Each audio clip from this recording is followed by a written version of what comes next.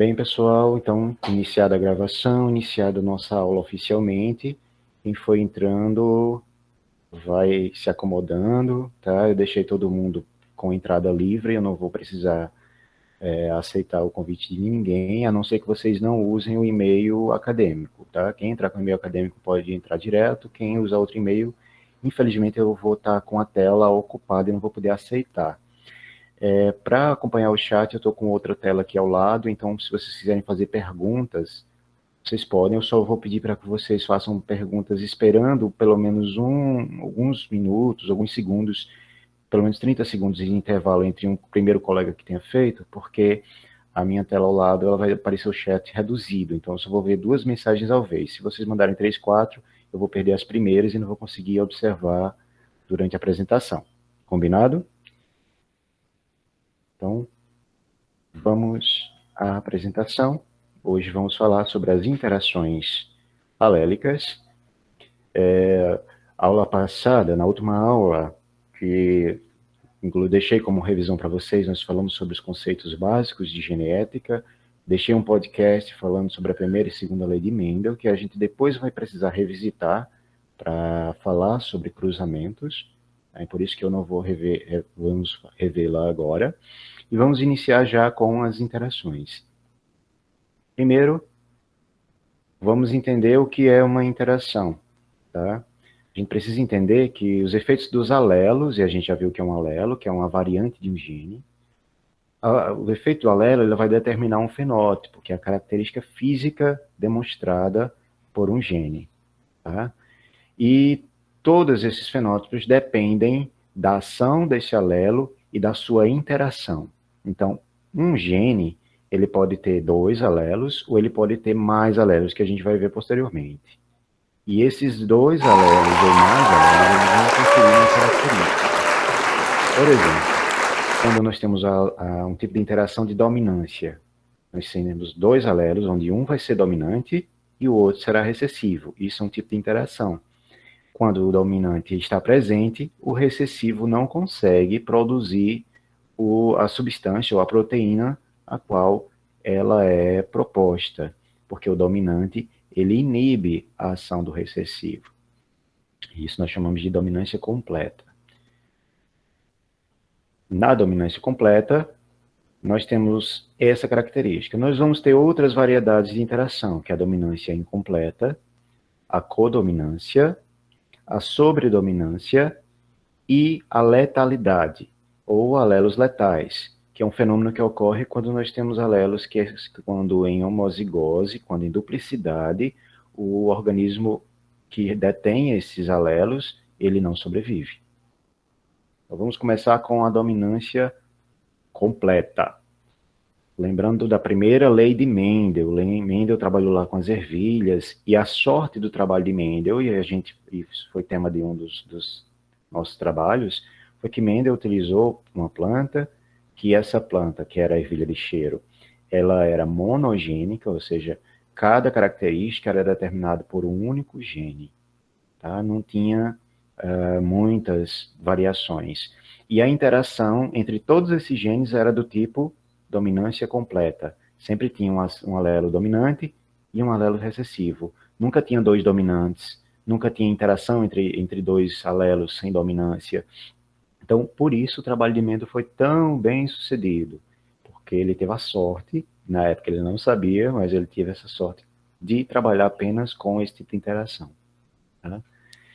Vocês lembram que eu falei para vocês o que é uma geração F1, que é uma geração F2, que é a geração parental, não é isso? Coloca aí no chat quem não souber e precisar que eu precise fazer uma explanação. Quem não souber, se manifeste, por favor. Não lembra, né, Vitória? Elton também não. Maria Luísa, então vamos lá. Primeiro, para entender o que são as gerações, a gente tem que entender o que Mendel determinou como sendo um cruzamento. Quando Mendel ia fazer um cruzamento, o que é que ele fazia? Ele pegava 2 indivíduos, fazia o autocruzamento, a autofecundação dele, para verificar se aqueles indivíduos ele chamava de eram homozigotos, ou que ele chamava de puro, se mudava as características depois dos cruzamentos. Quando ele via que aquele indivíduo não mudava as características, ele chamava ele de puro, que hoje nós chamamos de homozigoto, ou seja, ele tem alelos, dois alelos iguais para o mesmo loco gênico. E aí ele usava esses dois indivíduos puros, entre aspas, para fazer cruzamento. Esses indivíduos puros, ele chamava de parental. O P, dentro do cruzamento, é o primeiro cruzamento que você vai fazer, tá? Então, é geração parental, geração pura, geração P, tá? Então, vou pegar esses dois indivíduos e vou cruzar eles. Eu sei que um indivíduo tem uma característica que é antagonística à outra. Vamos dar um exemplo aqui. O Mendel, ele utilizou as ervilhas. Então, digamos que ele pegou uma ervilha amarela, que produz semente amarela, e um pé de ervilha que produz semente verde. Sabendo que o pé de ervilha que produz a coloração amarela ela é dominante e o verde é recessivo. Então, ele sabia que existiam duas características distintas. Ele fez o autocruzamento dessas plantas, tá? Até ter certeza de que elas não variariam, elas não variavam mais, elas só produziam indivíduos iguais a ela. Então, ele tirava aquele último indivíduo que ele cruzou e iniciou um cruzamento agora entre dois indivíduos diferentes. Quando eu estou cruzando dois indivíduos diferentes, agora eu vou chamar essa de geração P, geração parental. O primeiro cruzamento, os primeiros sementes que vão vir desse cruzamento dessas duas plantas, eu vou chamar de geração F1, geração filial 1. É a primeira geração depois do primeiro cruzamento entre os puros. Quando eu pego esse F1, indivíduos que vieram dessa geração F1, e cruzo eles entre si, eu vou obter uma geração F2, ou seja, segunda geração filial, tá? Então, essa geração F2, ela é resultado do cruzamento de F1, e F1 é resultado do cruzamento de P, geração parental, aqueles dois puros diferentes que eu usei inicialmente. E Mendel fazia vários cruzamentos. Então, a partir de F1 você tem F2, de F2 você obtém F3, F3, F4, F4 produz F5. Então, você vai cruzando indivíduos dentro daquela geração. Eu não cruzo acima e não cruzo abaixo. Eu só cruzo dentro da mesma geração. Tá? Tá entendido o que é geração? Sim ou não? Por favor, manifestem-se. Ótimo. Então, vamos lá. Então, no caso da dominância, quando eu faço um cruzamento entre indivíduos com dominância completa, digamos que eu pego a ervilha de Mendel, onde nós temos a dominância completa, eu faço o parental. Eu tenho a ervilha amarela e a ervilha verde. Quando eu faço o cruzamento dessa parental, eu vou gerar uma F1. E 100% da minha F1 vai ser na cor amarela. Por quê? Porque os indivíduos vão estar cruzados e a cor amarela é dominante. Existe dominância completa. Então, eu vou produzir simplesmente 100% dos indivíduos heterozigotos. Então, se ele é a minha semente amarela é azão-azão e a minha semente verde é azinho-azinho, quando eu cruzo esses dois indivíduos, a minha geração F1 inteira vai ser azão-azinho, porque eu peguei um alelo azão de um e um azinho de outro, uni, e todo mundo vai ter essa mesma característica, 100% azão-azinho, 100% heterozigoto. Aí eu pego indivíduos dessa geração F2, que todo mundo é azão-azinho, todo mundo é heterozigoto. E eu cruzo um indivíduo com outro da mesma geração. Eu vou obter uma geração F2, e a segregação fenotípica, ou seja, a característica fenotípica que vai aparecer reaparecer um indivíduo verde e manter alguns indivíduos com a semente amarela. E a proporção vai ser 3/4 de sementes com a cor amarela e 1/4 de indivíduos com a semente na cor verde. Proporção 3/1. 3 indivíduos amarelos para um indivíduo verde nessa proporção. Digamos que eu tenho 100 sementes, 100 plantas geracionadas, 100 plantas na geração F2. Então, significa que 3/4 dessa geração, ou seja, 75 indivíduos vão ser com sementes amarelas e 1/4, 25% dessa geração, desses indivíduos, ou 25 indivíduos, serão de semente verde. Aí um exemplo que eu estou dando aí é da textura da semente do milho, tá? Então vamos falar aqui como seria esse cruzamento aí. da dominância completa no caso da semente do milho. Nós temos os parentais, parental 1 e parental 2. O parental 1, ele só pode doar o alelo SU, que determina a semente lisa do milho. E o parental 2, ele só vai poder doar o alelo SU minúsculo, tá? Que determina a semente enrugada do milho. Ok?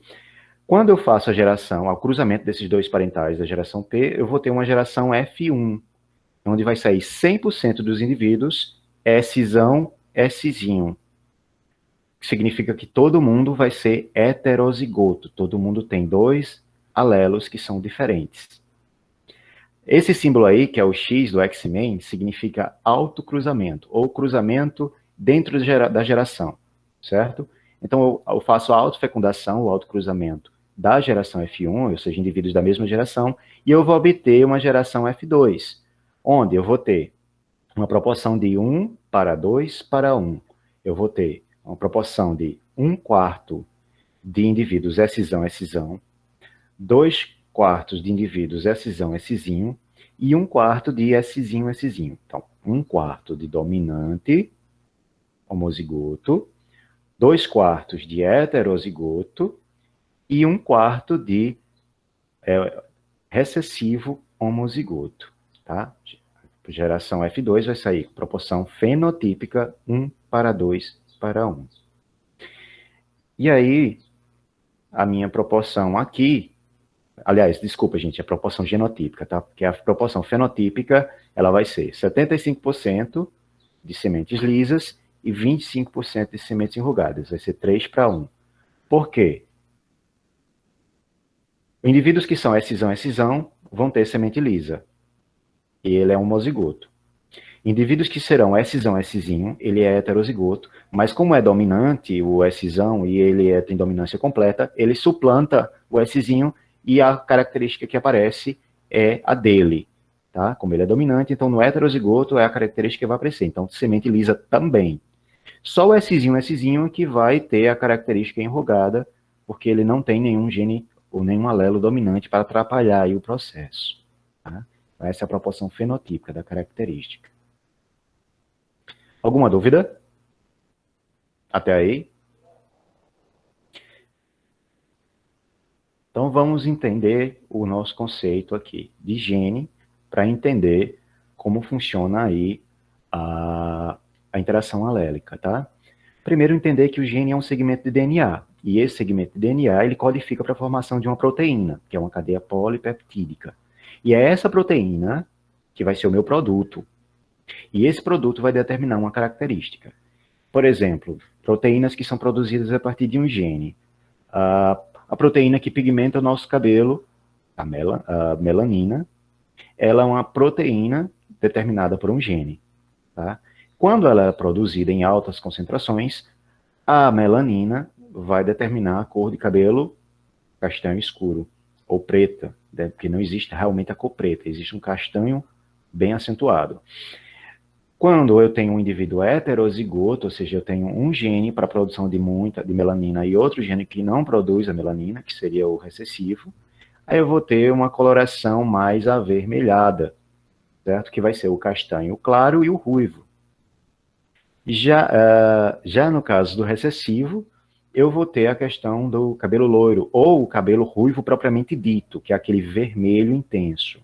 Então, são duas variantes de recessivos, que é o caso do cabelo loiro, claro, e o caso do cabelo ruivo avermelhado. Tá?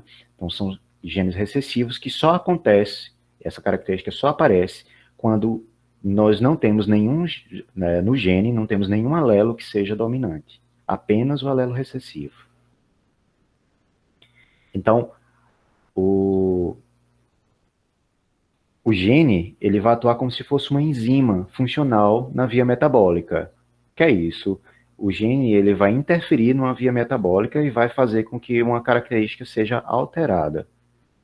E vamos ter um produto final. E esse produto final é que vai gerar o fenótipo, que é aquela característica que nós estamos estudando. No caso do exemplo que eu dei para vocês, da semente do milho, onde nós temos o primeiro fenótipo, que é esse aqui, que é a semente lisa, e temos o segundo fenótipo, que é essa semente aqui enrugada, onde a semente lisa é dominante e a semente enrugada é recessiva. E aí vamos para os conceitos de dominância entre heterozigoto e homozigoto. Então, sempre que eu tenho um indivíduo heterozigoto, ele vai produzir as mesmas proteínas que o indivíduo homozigoto dominante. Tá? Então, tanto heterozigoto quanto homozigoto dominante, ele vai gerar a enzima ou a proteína que vai determinar aquela característica que eu estou estudando. Então, vamos falar aqui, com exemplo, os açúcares solúveis. Tá?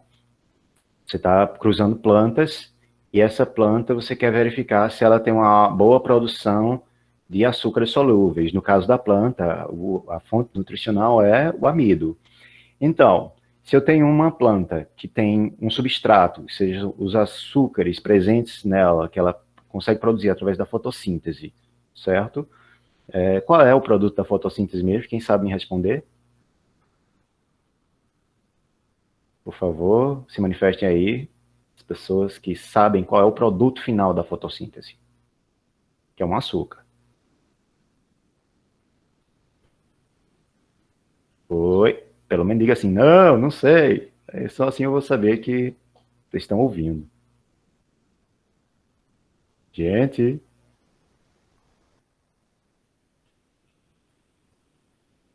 Muito bem, Carlos. Muito bem, Elton. É isso mesmo. Então, no caso, a glicose é o nosso substrato. Tá? A glicose ela vai ser produzida a partir da fotossíntese. E quando eu tenho um acúmulo desse açúcar, desse carboidrato, eu preciso agora de uma enzima que faça a ligação dele para a produção da minha substância de reserva, que no caso das plantas é o amido. Então, eu preciso que exista um gene e que esse gene produza uma enzima capaz de fazer com que aquela minha glicose, resultante, produto da minha fotossíntese, seja transformada na minha molécula maior de reserva, que é o amido. Então, quem vai produzir essas enzimas? Justamente os indivíduos que forem dominantes para a produção da enzima. Então, o indivíduo que for homozigoto dominante, o S-zão, S-zão, e o indivíduo heterozigoto, o S-zão, S-zinho, ele vai produzir essa enzima. Produzindo, automaticamente eu tenho o aporte de amido. Aquela planta consegue armazenar na forma de amido. É o caso aí da maioria das plantas que conseguem fazer isso, como as leguminosas, algumas leguminosas, certo? Como batata. Já aquelas que são homozigota recessiva, S-zinho, S-zinho, você vai ter o substrato, que é, no caso, a glicose, só que esse substrato ele vai se acumular, se acumular, se acumular, se acumular, e ele não vai produzir nenhuma enzima funcional. Portanto, não vai haver a transformação na minha substância de armazenamento. Essa planta, portanto, não vai ter nenhum órgão de armazenamento. Essa planta ela vai ter que usar todo aquele aporte energético da glicose de uma vez. Porque como ela não tem o gene, ela é recessiva para a produção dessa enzima que catalisa, no caso não seria catalisar, né? Catalisa, ela acompanha esse processo aí de produção de amido, aí ela vai precisar gastar tudo de uma vez. Tá? Então, como eu falei, o heterozigoto e o homozigoto dominante, eles produzem enzima e, portanto, eles se expressam. Então, o alelo dominante, ele geralmente impede a expressão do alelo recessivo. É isso que torna a dominância completa importante. Tá?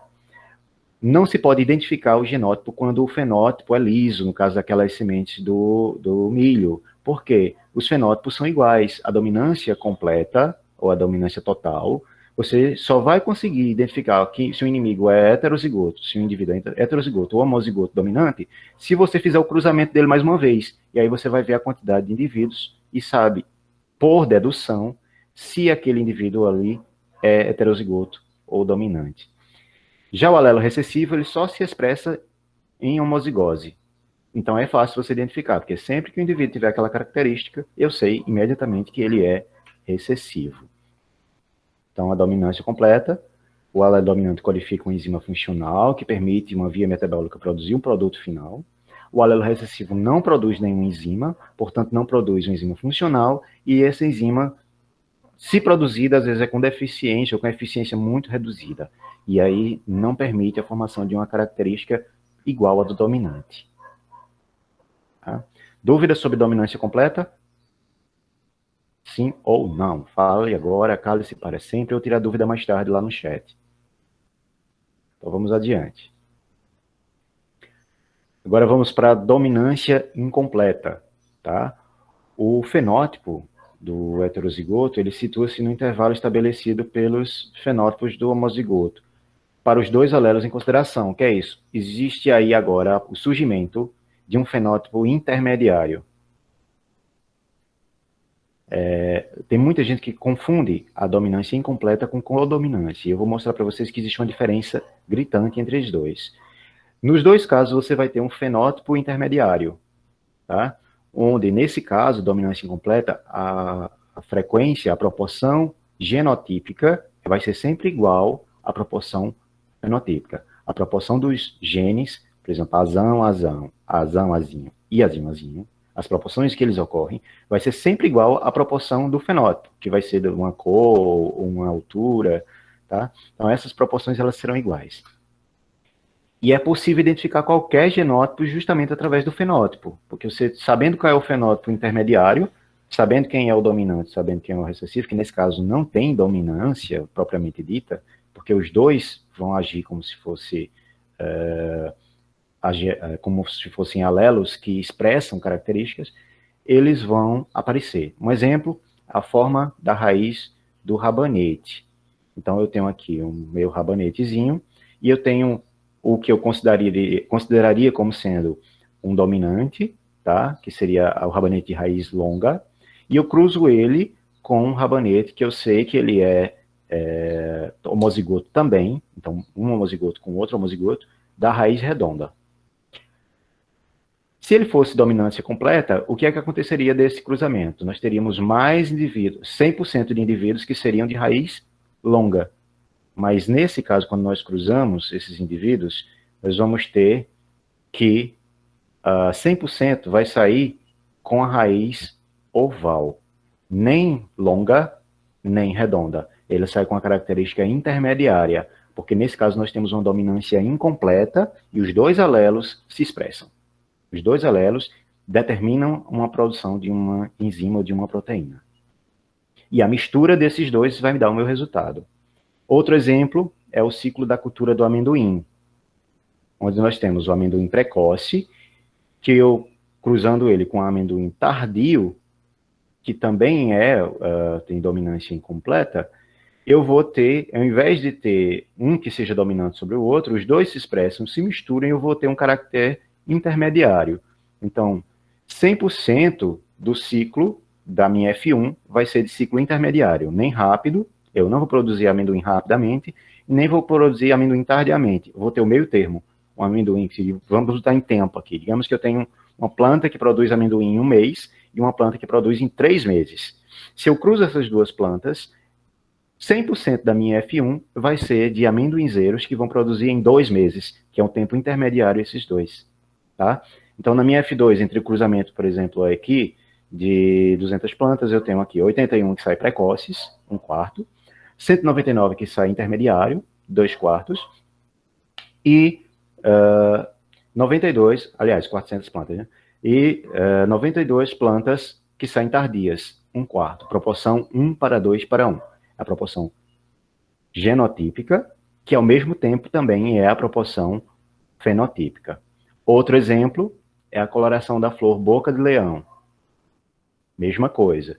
Nós vamos ter a geração parental, que vai ser flor vermelha, que eu sei que ela é homozigota, e a flor branca, que eu também sei que é homozigota. Quando eu cruzo as duas, em vez de eu ter 100% de vermelha, que era o esperado para uma dominância completa, eu vou ter 100% de indivíduos rosa, que é justamente a mistura entre as duas proteínas de pigmentação. A proteína para pigmentação vermelha com a proteína de pigmentação branca. 100% dos meus indivíduos saem rosa e heterozigotos na minha geração F1. Eu faço o autocruzamento, aí o X do X-Men, e aí a minha geração F2, aparece esses indivíduos aqui. Aparece 1/4 de indivíduo vermelho, 2/4 de indivíduo cor-de-rosa e 1/4 de indivíduo branco, onde nós temos a proporção fenotípica 1:2:1. E a genotípica igual, 1:2:1. Tá? Então, no caso, dominância incompleta sempre será a mesma coisa. E aqui, o fenótipo final da boca de leão. Tá, ok? Alguma dúvida sobre a dominância incompleta? Por favor, se manifestem.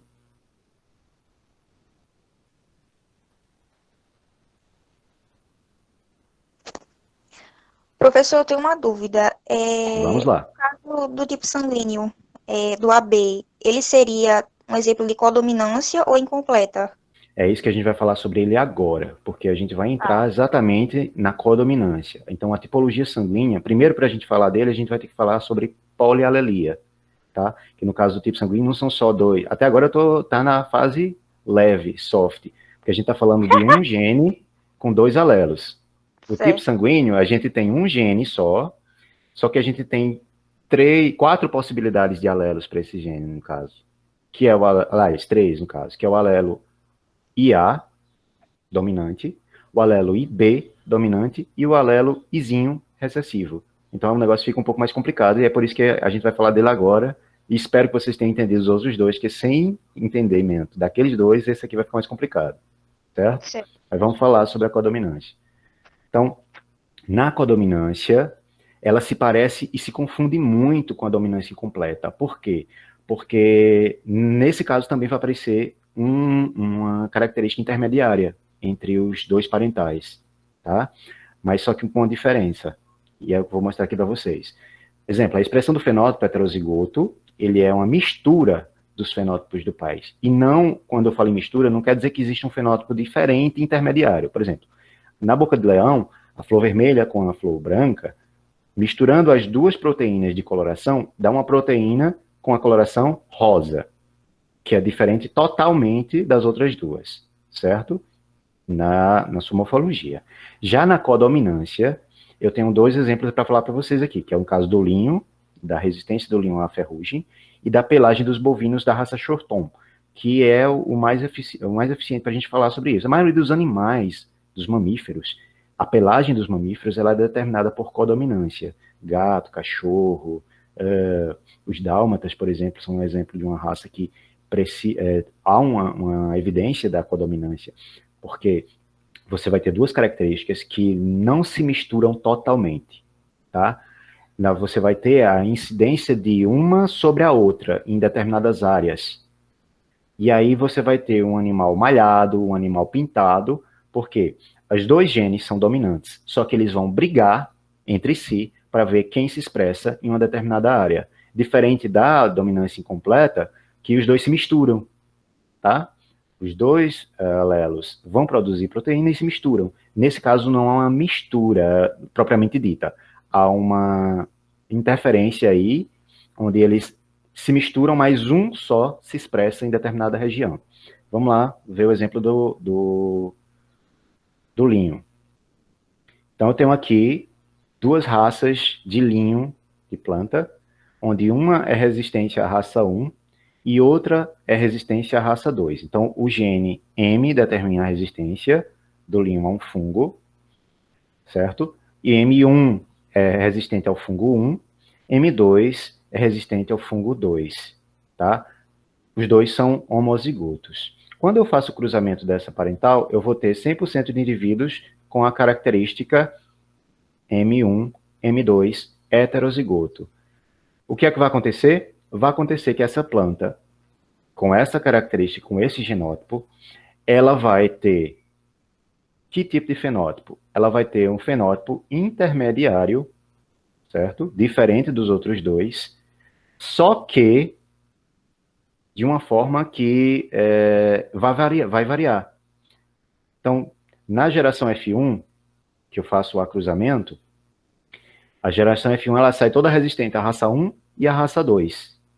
Já a geração F2 sai 25% resistência à raça 1, 25% resistência à raça 2 e 50% resistente à raça 1 e 2. Então ela apresenta as 2 características, tá? Não é uma mistura das duas características, ela apresenta exatamente as duas características.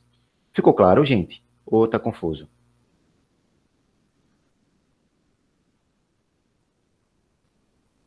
Oi? Pode usar o chat que eu estou vendo, tá?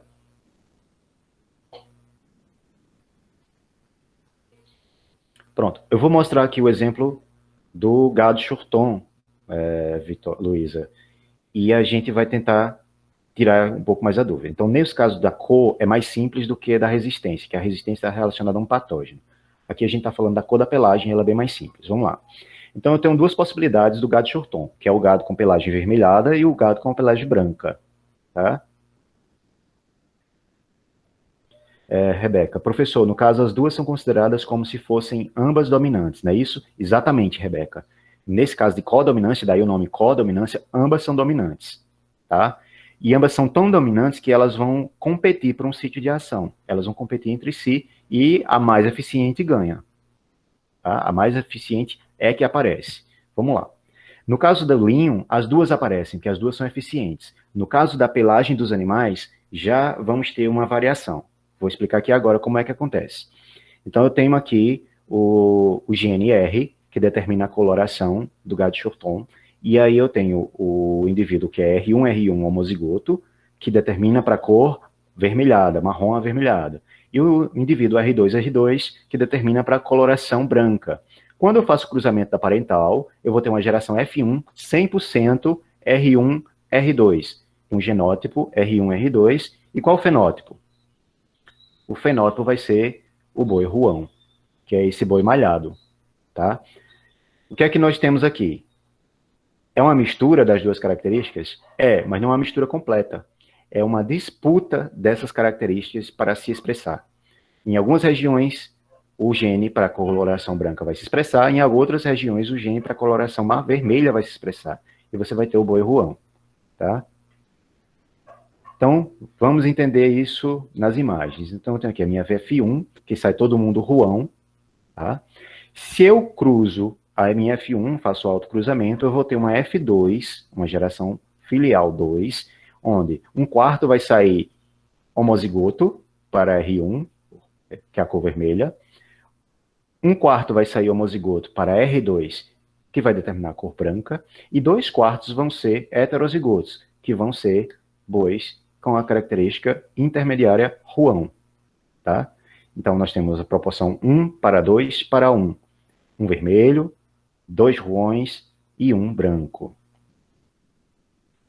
Como é que eu faço a diferença, então, entre o indivíduo heterozigoto e o indivíduo homozigoto? Assim é fácil, porque eles vão ter as características que vão me mostrar se ele é homozigoto ou heterozigoto, certo? Mas aí, se eu quero identificar de verdade em outras espécies que não seja assim, eu posso fazer o que a gente chama de retrocruzamento. O que é o retrocruzamento? É quando eu cruzo uma pessoa, um indivíduo da geração filial com um indivíduo da geração parental.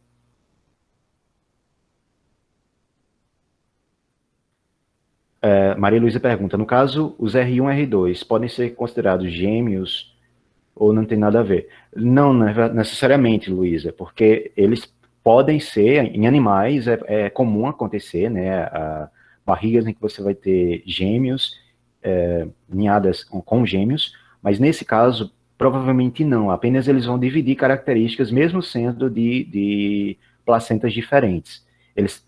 Numa ninhada, todo mundo é gêmeo, né, para animais.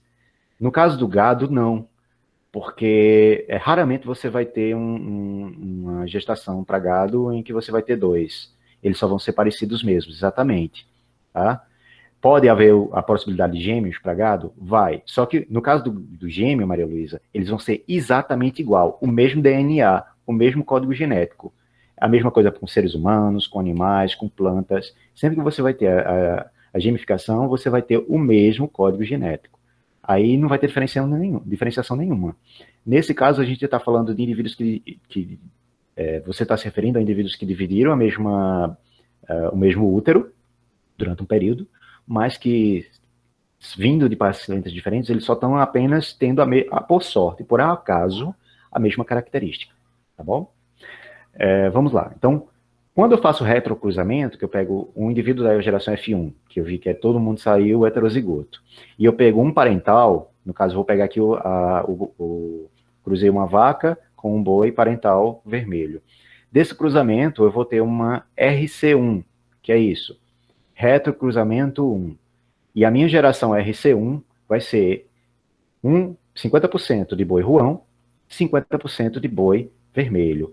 Se eu fizer esse retrocruzamento com outro parental, eu pego um F1, que saiu ruão, e cruzo com outro parental, que era branco, eu vou ter a mesma característica. Eu vou ter 50% da RC2, retrocruzamento 2, ruão, e 50% da RC2, branco. Certo? Dúvidas até aí?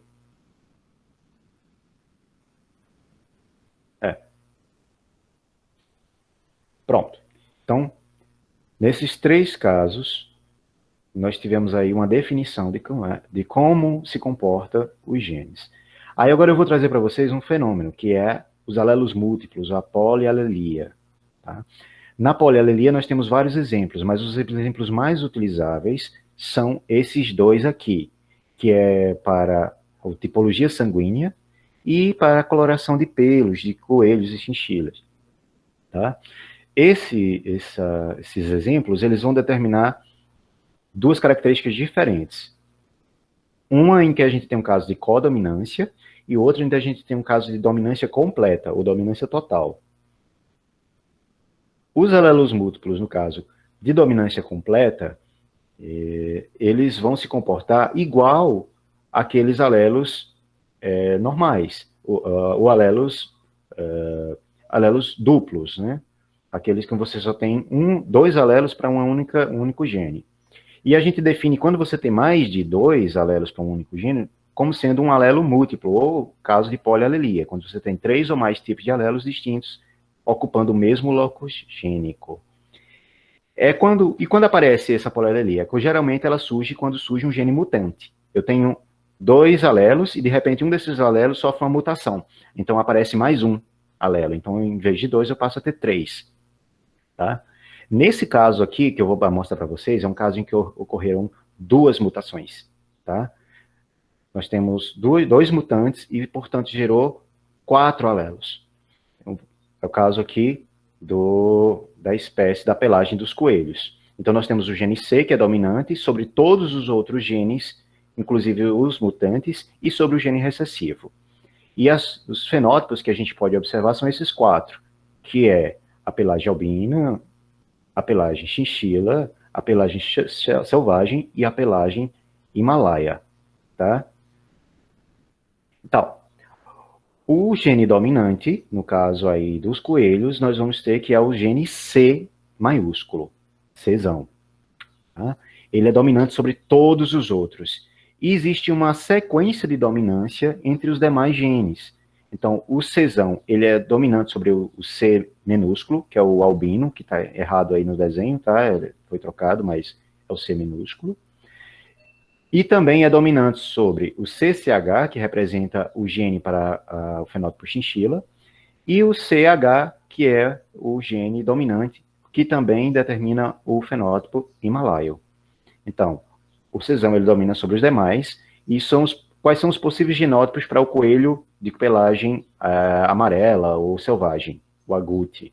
É o Czão, que é o homozigoto dominante, o heterozigoto Czão CCH, ou o heterozigoto Czão CH, ou o heterozigoto Czão Czinho.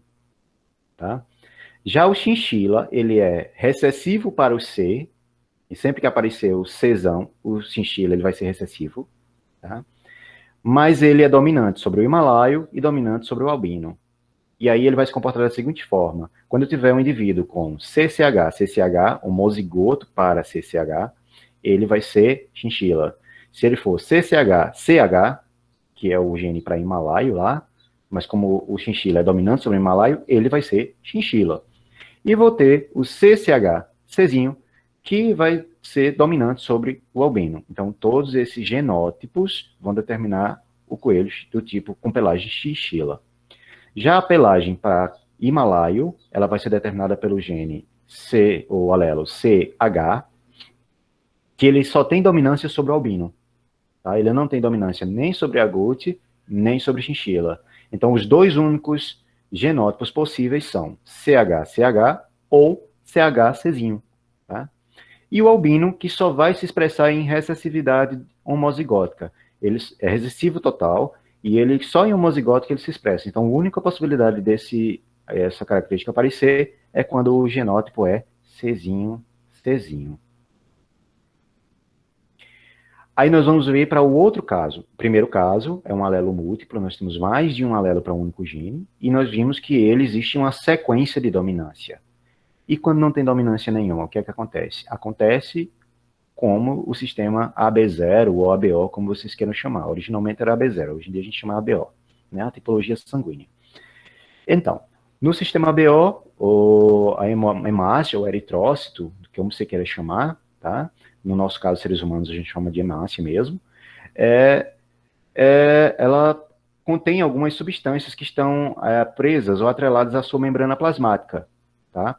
Essas substâncias a gente vai chamar de aglutinogênio. O que é esse aglutinogênio? É um açúcar, é um carboidrato que está lá no glicocálix da membrana e que ele atua como se fosse uma antena, como se fosse um receptor para interagir com anticorpos, tá? Então, um anticorpo ele age sobre aquela célula se ele tiver o seu aglutinogênio preso lá que seja equivalente, tá? Já no plasma sanguíneo, a gente tem as aglutininas, que são os anticorpos propriamente ditos, tá? Então, eu preciso do aglutinogênio e preciso da aglutinina e preciso que eles interajam para que eu tenha um fenômeno aí. Então, vamos entender como está distribuído isso no sistema ABO. Então, o sistema ABO tem, na tipologia sanguínea, a gente tem dois tipos de aglutinogênio, que é o A e o B. E nós temos um gene recessivo que não determina nenhum. E nós temos dois tipos de aglutinina, a aglutinina anti-A e a aglutinina anti-B. E nós temos também o recessivo, que não determina nada. Ele nem é anti-A nem anti-B. E aí vamos para as características disso no sangue, interferindo isso aqui lá no tecido hematopoético. Então aqui nós vamos ter os glóbulos brancos e os glóbulos vermelhos. E o plasma sanguíneo, que é um agente importante nesse processo. Onde está o aglutinogênio? Ele está preso na membrana dos glóbulos vermelhos.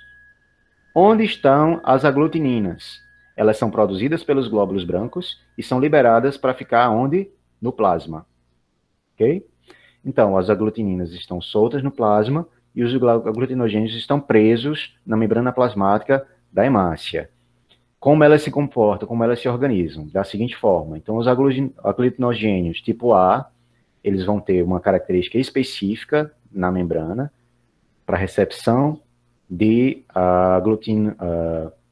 no caso, a aglutinina anti-B.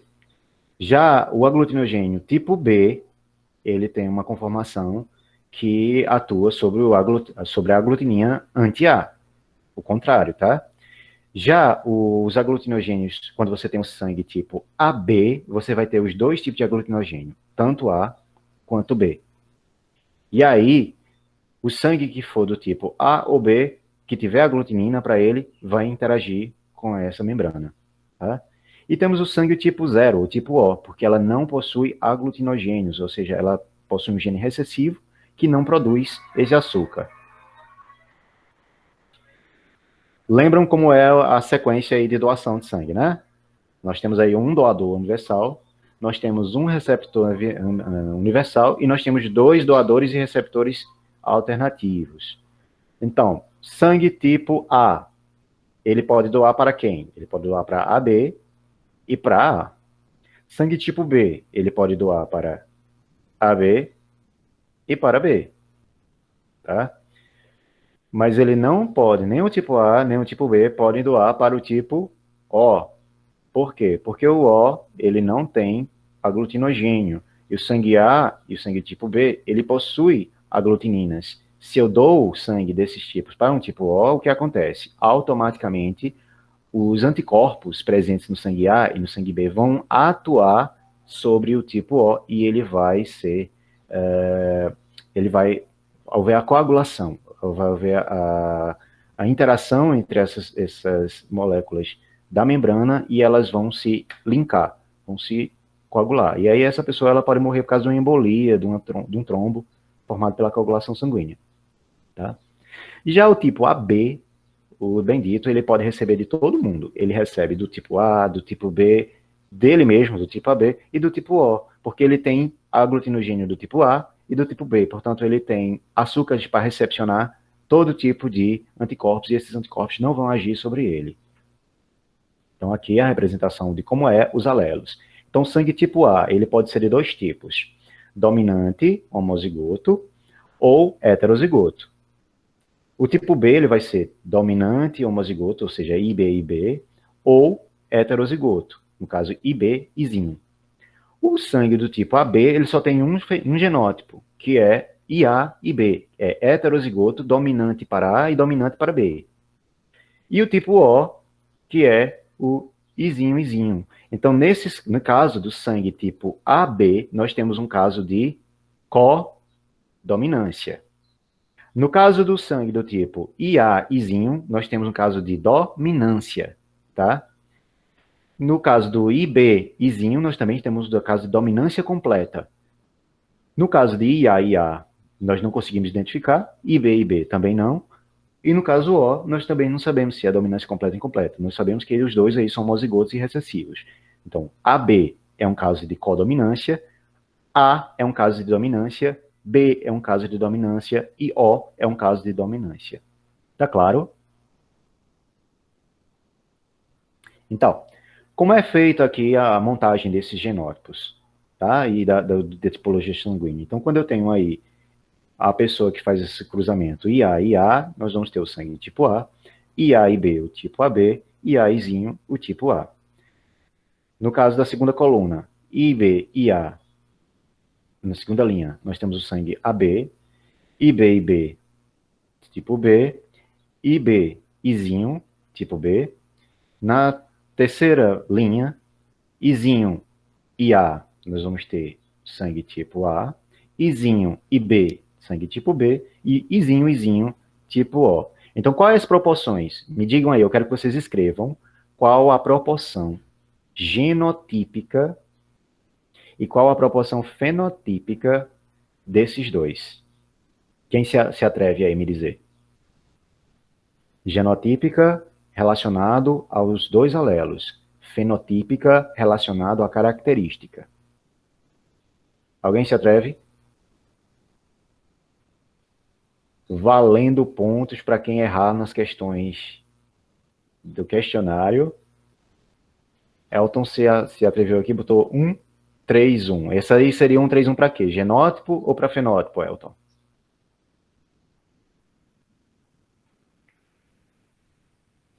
Para o genótipo?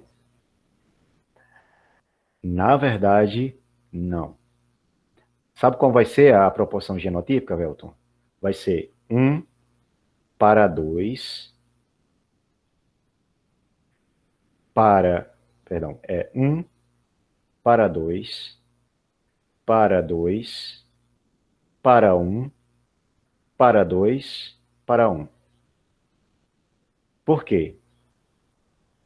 Um indivíduo vai ser IA e A.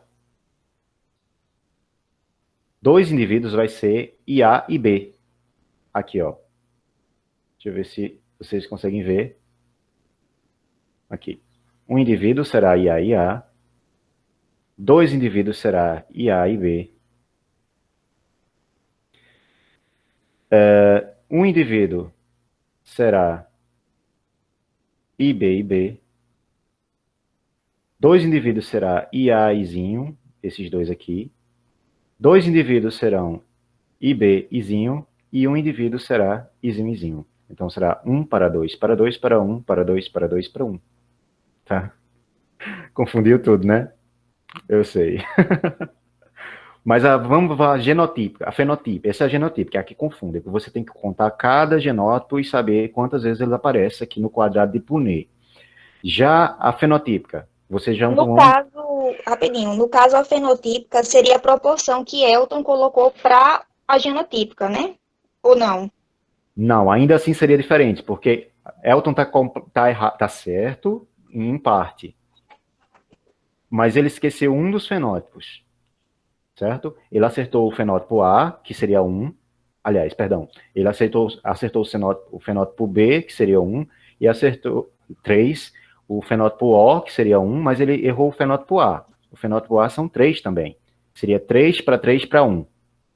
Então, olha aqui nessa tela e diga quantos quadrados tem o fenótipo A? 3. Quantos quadrados tem o fenótipo B? 3. Quantos quadrados tem o fenótipo AB? 2. Quantos tem o fenótipo I? Ou 0? 1.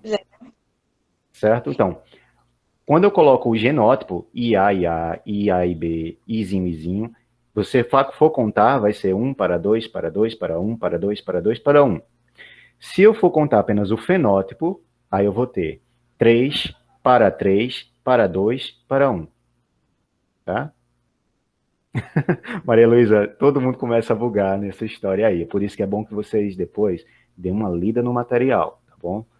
Embora, como eu falei no início da aula, esse material de interação genética eu não vou cobrar na avaliação, eu não vou cobrar ela nas avaliações. É porque você precisa saber disso, porque a maioria dos alunos, e vocês mesmos já vieram me perguntar isso, né? Como funciona? Essa é uma pergunta recorrente para o aluno do ensino médio. Ele vai chegar para você e vai perguntar, professor, como é que funciona então esse negócio aí da tipologia sanguínea? Porque, inevitavelmente, esse é um tema que cai no Enem. Não, Maria Luísa, não se preocupe, porque você não é menos inteligente do que ninguém. Tá? O senhor vai fazer uma avaliação, professor? Não, pelo contrário. Eu não vou fazer avaliação sobre esse tema, tá? Esse tema vai ser um tema expositivo. A avaliação vai ser toda em cima da revisão das leis de Mendel, da genética clássica, tá bom? Eu só vou, no próximo questionário, colocar algumas questões sobre isso, tá? Mas muito rapidamente, só para vocês diferenciarem os tipos de interação, ok?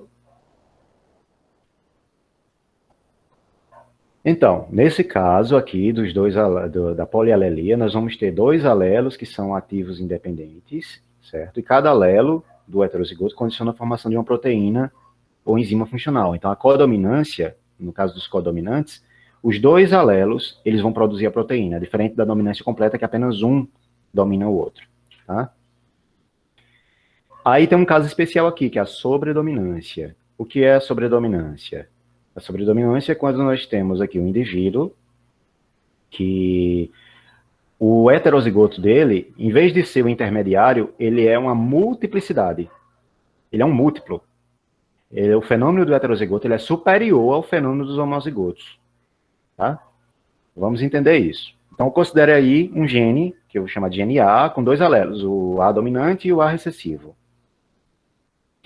No caso do cruzamento, quando eu fizer o cruzamento entre esses indivíduos, eu tenho aí uma população de basicamente 150 indivíduos, e nesses 150 eu tenho aí 60 indivíduos que são dominante,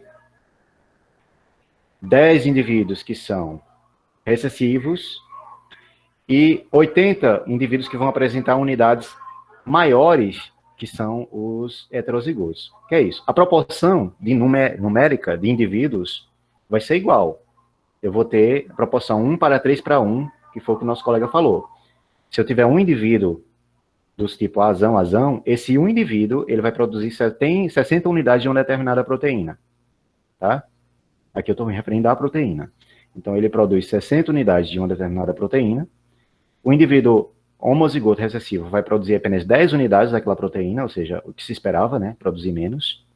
Mas quando você tem o heterozigoto, ele vai produzir mais do que o dominante. Ele vai produzir 80 unidades de proteína. Então, a proteína ela fica muito mais forte, muito mais intensa, quando está em heterozigose. Deu para entender? Ficou claro?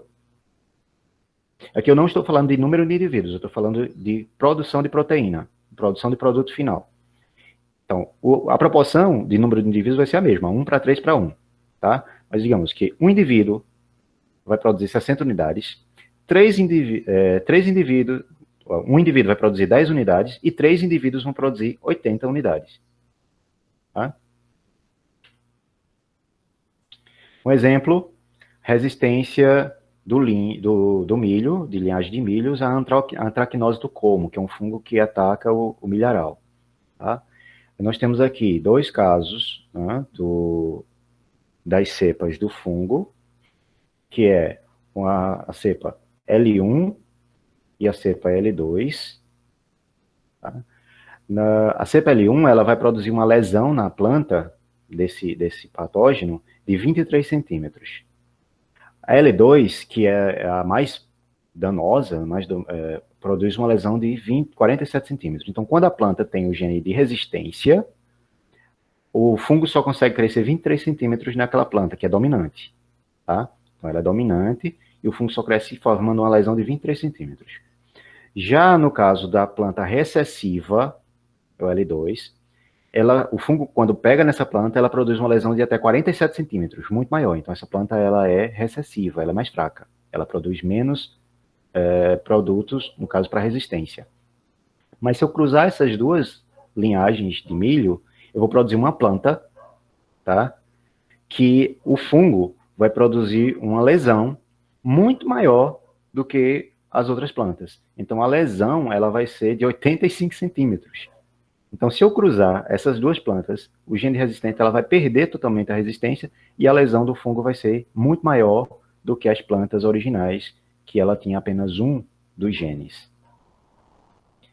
É um pouco confuso, porque essa questão da genética, realmente, ela deixa a gente confusa, porque quando mexe com a dominância e a recessividade, altera totalmente os resultados finais. Mas isso aqui é só para que vocês conheçam o caso. Nem se preocupe, porque nesse caso aqui os alunos não vão nem perguntarem para vocês. Mas nesse aqui eles vão perguntar. O caso dos alelos letais é um tipo de interação gênica que ocorre que quando em duplicidade em determinado alelo, ele pode gerar a morte do indivíduo. Tá? Então, são alelos homozigotos que causam morte. Então, eles causam alterações fenotípicas nas proporções esperadas. Esse tipo de atividade ela foi estudada por o Lucien Queneau em 1905, tá? E ele descobriu que os alelos letais elas são uma mutação de um gene normal, que quando em duplicidade leva à morte do indivíduo. E os genes letais eles podem ser uma mutação tanto do gene dominante quanto do gene recessivo. Aí temos aqui alguns exemplos para vocês, que é em relação aos alelos letais. Primeiro caso, o alelo para os camundongos. Tá? No material que eu disponibilizei para vocês, tem lá explicando bem direitinho como é esse caso aqui dos camundongos. Então, nós temos o camundongo com o fenótipo amarelo e o fenótipo selvagem, que é o agouti. Tá? Se eu cruzo o amarelo com o agouti, eu vou ter uma geração F1, onde você vai ter 50% dos indivíduos amarelo e 50% dos indivíduos agouti. O que isso é diferente lá do caso de dominância completa? Por que a parental aqui, quando eu cruzei, não deu 100% de indivíduos? Alguém sabe me dizer? Porque eu falei para vocês que a proporção mendeliana inicial, na F1, 100% dos indivíduos é heterozigoto.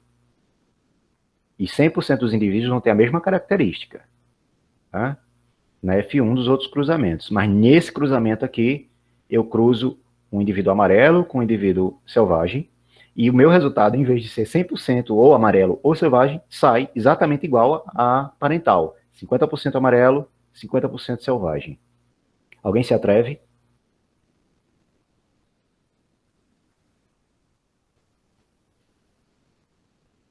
Não, pelo visto, né? Então, Professor, calma. No caso, a parental, esses 2 amarelos ou é esse amarelo com o agouti? O de cima é o parental e o de baixo é o F1, certo? Pronto. O parental é o amarelo com agouti. É os 2 amarelos de cima. Isso. E o F1 são esses 4 ratinhos de baixo. Não, são esses 2 de baixo aqui da direita. Eu ainda não cheguei nos 4 ratinhos, não. Ali já vai ser a minha F3. Ah, tá. Eu vou chegar lá depois. Eu tô me referindo a esses 2 maiores aqui, tá? Então, Sim, Esses boa dois pergunta, aqui, ó, galera. deixa eu botar o cursor em cima que fica melhor. Então, esse aqui é o parental, esses dois aqui são os filiais. Quando eu cruzo, nos outros tipos de cruzamento, quando eu faço o cruzamento de um indivíduo diferente de outro, automaticamente a geração F1 sai Tá toda sempre igual. heterozigoto, é. Sai todo mundo heterozigoto. Mas É. nesse caso aqui dos ratos, quando eu cruzo um rato amarelo com um rato selvagem, eu não saio com todo mundo heterozigoto. Eu saio com metade da minha população amarela e a outra metade da população selvagem. A explicação, os cientistas bugaram quando viram isso aqui, né? Porque tínhamos aí um padrão para tudo e do nada esse fenômeno aqui. O Quaneau, estudando, ele acabou desenvolvendo a teoria dos alelos letais. Que é isso? Ele teorizou que, na verdade, os amarelos, os indivíduos amarelos, eles não eram homozigotos dominantes, eles eram heterozigotos. E não existia um homozigoto dominante. Por quê? Porque todos os homozigotos dominantes, nesse caso, morriam, eram natimortos, exatamente. Então, quando ele tentava cruzar um amarelo com um selvagem, ele não estava cruzando um dominante com um recessivo. Ele estava cruzando um heterozigoto com um recessivo homozigoto. E aí, quando eu faço o cruzamento de dois amarelos, é que eu vou ter a certeza disso.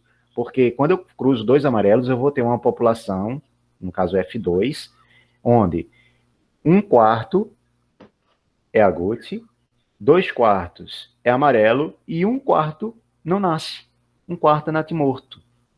E a proporção fenotípica sai 2:1. 2 amarelos para 1 agouti. Tá? Então, no caso dos alelos letais, ela acontece em várias espécies, inclusive na espécie humana. Não sei se vocês sabem, mas nós temos aí um caso de alelia letal. Alguém sabe me dizer qual é? Antes de eu passar para a próxima.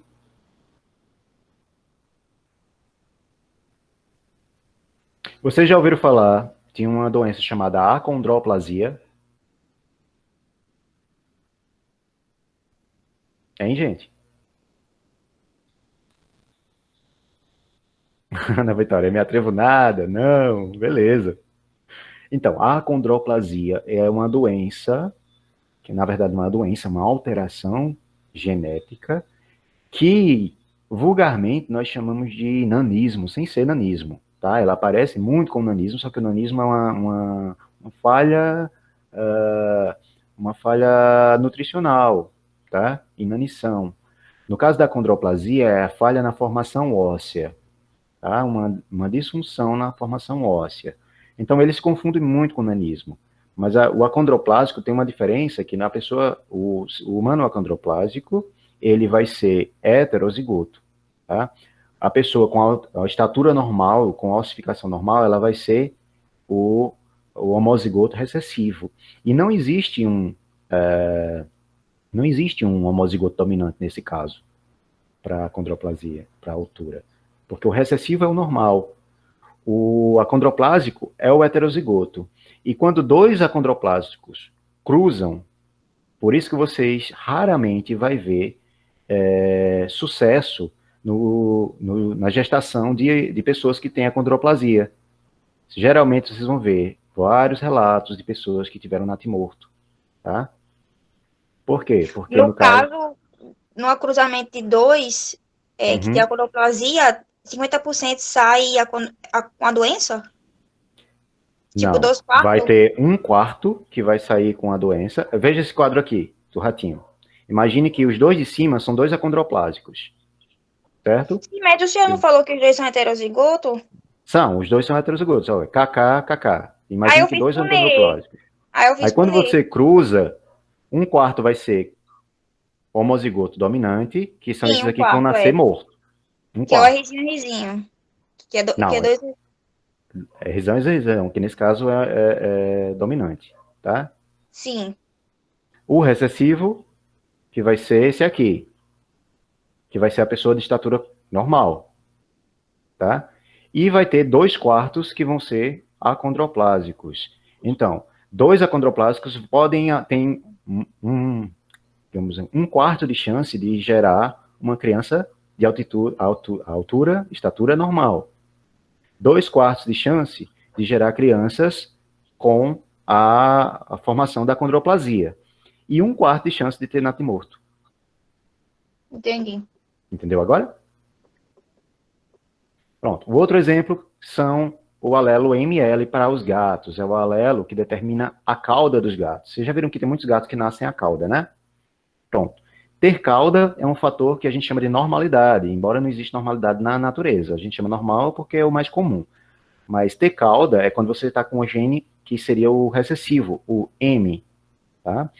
O heterozigoto, o gato heterozigoto, ele vai ter o gene ML, que é para perda de cauda, e o M, que seria para cauda normal. Como é que ele vai nascer? Ele tem duas possibilidades.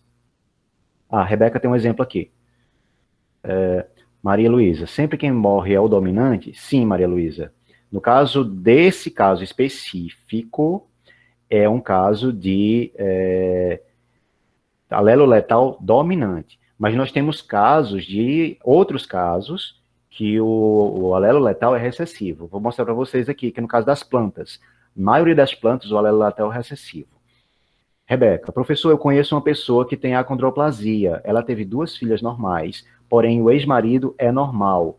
Então, no caso, as filhas são recessivas? Sim, obrigatoriamente as filhas são recessivas, porque essa pessoa, ela doou o alelo normal que ela tinha. Ela não é heterozigota, então ela tem o alelo normal, que é recessivo, e tem o alelo dominante acondroplásico. Então, para as filhas dela normais, ela doou o cromossomo que levava o alelo normal. E o marido só tinha normal para doar. Então, os filhos nasciam acondroplásicos. A possibilidade dela ter uma criança acondroplásica é quando o marido doar o gene, o alelo normal, e ela doar o alelo acondroplásico. Aí vai nascer uma criança acondroplásica, tá bom?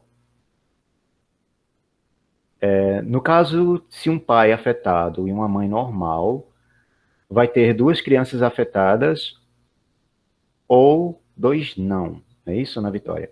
No caso do pai afetado e a mãe normal, é o mesmo caso que a Rebeca expôs, certo? É a mesma probabilidade. Independe, porque se for pai ou for mãe, independe do sexo, isso aí. A transmissão desse gene, ele é um gene autossomo, não ligado ao sexo. Então, sendo assim, a proporção é a mesma. Então, a probabilidade é de 1/4 de nascer afetado, aliás, 2/4 de nascer afetado e 1/4 de nascer normal. No caso do pai ser normal, se for 2 acondroplásicos. Se for o pai normal, no caso a mãe normal, aí vai ser 50%. Tá? 50% de ser acondroplásico e 50% de ser normal. Maria, estou entendendo. Tereza. Professor, o caso do hormônio do crescimento seria para o tratamento de pessoas que têm essa doença óssea ou só no caso do nanismo? Maria, o hormônio de crescimento, ele só se aplica no caso do nanismo, tá?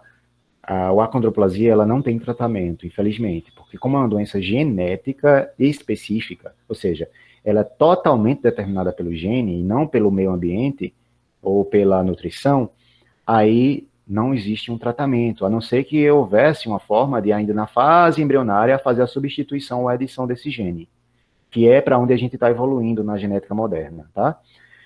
No caso do nanismo, existe tratamento, sim, com hormônios, porque o que você vai tratar não é o gene, você não vai tratar o cromossomo, você vai tratar os efeitos dele no corpo, tá? Então, no caso do gato, voltando aqui, nós vamos ter, no caso, dominância. Se for dominante homozigoto, morre. Se for heterozigoto, nasce sem cauda. E se for homozigoto recessivo, nasce com a cauda. Já o alelo letal recessivo, ele se aplica mais às plantas. Por exemplo, a planta de milho. Se eu tenho um alelo letal recessivo, a planta ela nasce sem clorofila. Tá? Então, o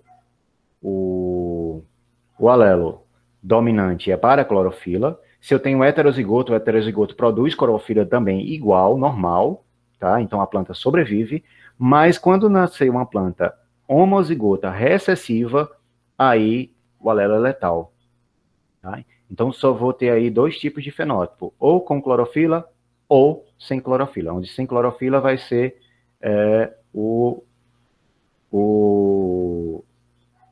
no caso, o heterozigoto, e o caso a planta, por nascer sem clorofila, ela vai morrer com o tempo, porque ela não vai conseguir se nutrir. Então, aí nós temos aqui um caso de letalidade. O recessivo é letal. E o outro exemplo é a flor boca de leão também, tá? Mas não a flor. A flor a gente viu o exemplo antes, que a flor muda a coloração. No caso aí, eu estou falando das folhas. Nós temos folhas verde escuro, que é o dominante, a folha verde claro, que é o heterozigoto, e a folha que é homozigota recessiva, que é inviável, porque ela nasce sem clorofila, portanto, a planta morre. E aí o fenótipo nasce 2/3 de planta clara, 1/3 de planta escura.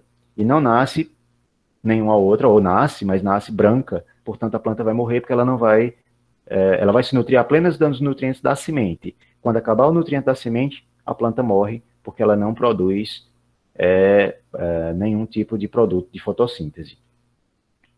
Beleza? Então, aqui a gente termina a questão aqui dos alelos, das interações alélicas. Temos uma outra aula, que é a de interações não alélicas, só que como avançou demais a hora, eu não vou postar para vocês nesse formato. Então eu vou gravar o vídeo e vou disponibilizar para vocês lá na sala de aula do Google. Essa gravação de hoje também vai estar disponível, e se vocês tiverem alguma dúvida para tirar, eu vou entrar agora imediatamente no final do fechamento aqui no chat. E lá no chat eu vou tirar as dúvidas de vocês, ok? Então, eu agradeço a paciência de vocês, extrema paciência, né? Porque como eu sei que é um tema complexo, é um tema que exige conhecimento prévio. Tenho certeza que quem não veio preparado para essa aula boiou, tá? Eu boiava também, é normal, é natural, não é indício de que você é mais ou menos apto, não é isso. Significa só que você não estava preparado para essa aula de hoje, tá? Mas é por isso, e é sabendo disso, que na minha disciplina eu tenho esse cuidado de saber... Não precisa sentar e chorar não, Ana Vitória, só precisa ler, tá? Infelizmente, nessa disciplina a leitura é imprescindível. O material que eu disponibilizar para leitura para vocês, ele é essencial, porque sem essa base, aqui agora é um momento que, você viu, 1 hora, eu coloquei, Ana Vitória, o livro, o Griffiths, certo? Lá, abaixo desse link agora, eu vou substituir esse link depois pelo vídeo, e abaixo dele está o material de apoio, que é o capítulo do Griffiths, certo? E eu fiz um resuminho bem básico para vocês leiam antes de ler o capítulo do Griffiths, tá? Então leia o meu resumo antes e vá para a leitura do Griffiths preparado, porque é uma leitura de nível superior, aquela coisa bem mais intensa. Se você não já vier com aquela carga de conhecimento do resumo, pode ser que você se perca no meio da leitura. E não é interessante, né? Vocês estão com uma carga de disciplinas muito grande para estar perdendo tempo com uma leitura mais complicada. Infelizmente, é a leitura que temos, tá? Genética não existe uma facilidade, existe uma facilitação, que é o caso quando eu faço um resuminho para vocês dos temas, tá? Esse resuminho é para preparar vocês para a leitura. Se você realmente quiser aprender e saber do tema, você vai ter que ler aquele material lá, tá? Então, tá lá o capítulo do Griffiths, tá? E olha que o Griffiths está bem melhor do que o Sinistad e Simon, que é o livro que está lá na biblioteca de vocês, que foi comprado, eu indiquei para compra na biblioteca, tudo, mas quando eu fui pegar o livro para ler, que eu me deparei com o nível do livro, eu disse, gente, rola não. Eu não vou judiar dos meninos dessa forma, não. Eu quero ir para o céu, tá? Então, sendo assim, se houver um céu, eu quero ir para lá, pelo menos, por facilitar a vida de vocês, tá bom? Então, até o próximo encontro. Nosso próximo encontro será na próxima semana, porque a exigência é que toda semana exista um encontro síncrono, e eu vou postar o outro vídeo, que seria o complementar para este, que é as interações não alélicas, que a gente vai falar sobre epistasia, tá? É quando nós hoje falamos de alelos que interferem no outro, seja para dominância, seja para complementar. Nós temos um caso de não alelia, é quando um gene interfere no outro, um gene que pode maximizar uma ação de outro, um gene que pode inviabilizar a ação de outro gene, tá? Então isso vai estar lá bem explicadinho no outro vídeo que eu vou passar para vocês, ok? Então, um grande abraço e aguardo vocês agora no chat para a gente discutir e tirar as dúvidas, que é importante. Alguém tem algo para falar antes da gente se despedir? Não? O pessoal já está saindo mesmo, então, tchau. Bom final de semana para quem não vai lá para o site. Tá, joia?